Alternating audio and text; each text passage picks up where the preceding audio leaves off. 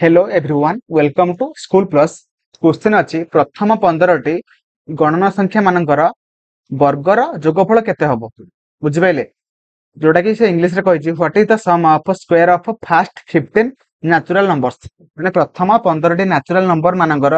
वर्ग बाहर करिवे एवं वर्ग बाहर कर सारि कि माने जोग करिवे तो सेमानकर समाहार केते हबो से पचारछि देखंतु आमे माने वर्ग बाहर करिवा तापर तो मिसै परिबा नै मिसैला बेलकू बहुत सारा टाइम जीवो सेति पई आमे माने गोटे फार्मूला अछि जोटा कि मु कहि दउछि आपण माने से फार्मूला को लिखि रखिबे बा नोट करिवे जोटा कि आपण मानकर बहुत हेल्पफुल हबो ओके तो देखंतु फार्मूला होछि sum of square of first n term of natural number जोटा कि फार्मूला होछि जो मन जान जंदी फार्मूला मते कमेंट रे जणेबे एवं फार्मूला होछि n into n plus 1 into 2n plus 1 by 6 बुझिले तो जो मन जानिथिले ठीक अछि जो मन जानि नाहंती लिखि रखंतु बुझि पाइले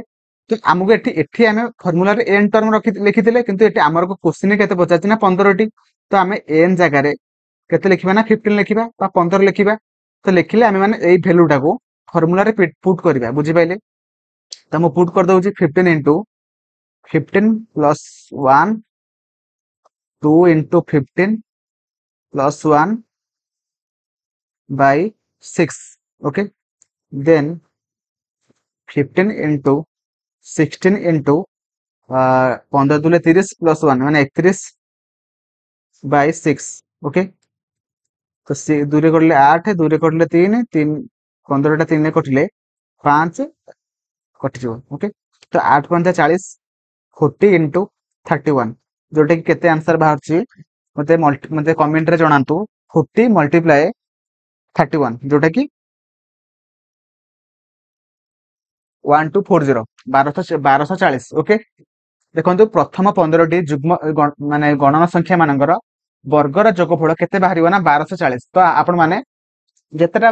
देथनवा काहे कि आपण माने एई फार्मूला माध्यम रे आपण माने सब गणना संख्या मानकर जोगफल बाहर करि परिबे माने वर्गर जोगफल आपण माने बाहर करि परिबे तो मोर आशा आपण माननको वीडियो बहुत भलो लागिथिबो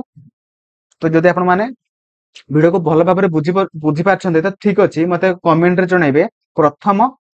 21 टी गणना संख्या मानकर वर्गर जोगफल मते एतर आंसर बाहर करके मते कमेंट रे जणैबे जदि बुझी पार नाहंती वीडियो को आउ थरे रिप्ले करके देखंतु ଏବଂ आपण मान जदि एबे पर्यंत वीडियो को लाइक करनते लाइक कर देबे चैनल को सब्सक्राइब करिवे ଏବଂ आपण मान को वीडियो केमिति लागला मते कमेंट रे जणैबे थैंक यू जय जगन्नाथ।